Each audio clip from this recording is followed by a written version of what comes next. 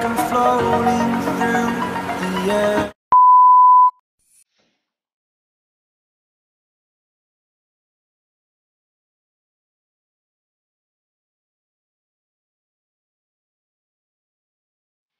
Hi guys! Welcome back again sa channel.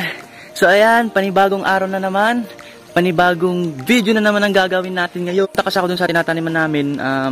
Gusto ko lang i-share sa inyo na mag-harvest tayo ngayon ng kalamansi. Kasi sobrang dami na dun ng kalamansi. Tapos hindi na namin napupuntahan doon. Kaya parang wala na sa ayos doon. Tapos alam mo yun, parang napabayaan na namin. Tapos pagtingin ko kanina doon, kasi magugulay sana ako ng gabi, tawag yun, dahon ng gabi, tawag yung laing, gulay sana ako ng laing.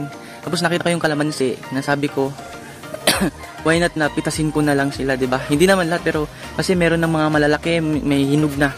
Kaya 'di ba? Kaysa naman na iba yung makinabang, di kunin na lang namin kasi kailangan din namin yung kalamansi, 'di ba? Mahilig kasi kami sa kalamansi, lalo na kapag ginagawang juice, 'di ba? Masarap siya sa pakiramdam. Without further ado, simulan na natin. Tara, samahan nyo ako na mamitas ngayon ng kalamansi. Let's go!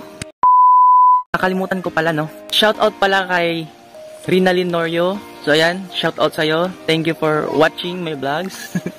Sa kaibigan ko kay Rex Rosario, ayan, shoutout sa'yo, bro. Shoutout din kay Jeline Merheldo. At sa anak mo, hello! So, ayan, thank you sa support kahit kunti lang tayo, kahit, di ba? Hindi naman gano'ng karami, pero thank you so much. Let's go!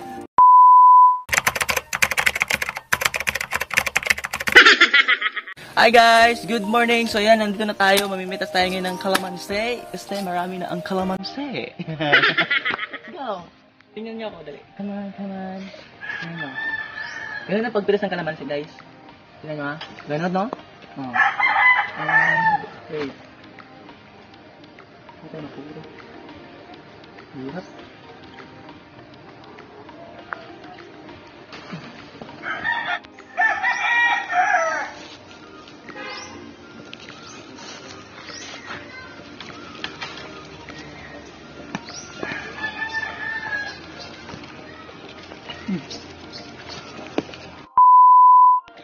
So ayun guys, grabe. Hindi pa kami natatapos mamitas kasi madami siya eh. Nandun pa sa taas, tingnan nyo yung kuha namin. Mamaya papakita ko sa inyo, reflex ko sa inyo yung kuha namin. Woo!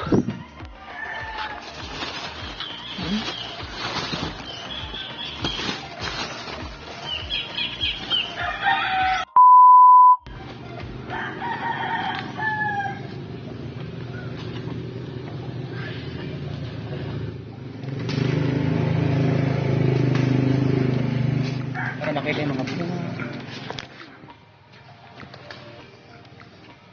Mga bunga na lang nakikita. Bunga ng kilikili.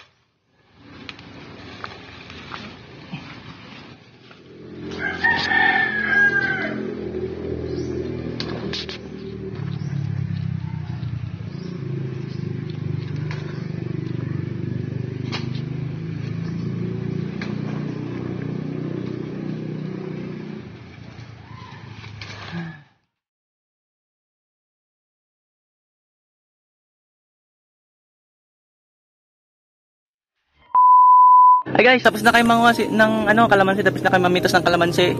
So, yun na kami ngayon. So, ilang kilo to? Kilo ba or per kilo? Tama. Hindi na ito bibenta, uy. Gagamitin lang natin to kasi siguro gagawa kami ng lemonade. Tapos para sa mga marinade, patay. Parang may karne. So, yun guys, uwi na kami. Tignan nyo, abangan nyo yung next video ko kasi baka magluto tayo ng laing, no? Nakita nyo naman sa likod ko, di ba? Napapansin nyo naman. mga maliliit pa. Charot. Di, pwede na siya kasi Nabutan to ng bagyo pero pwede na siya. Let's go! Guys, pauwi na kami. Bilisan mo! Yamit eh!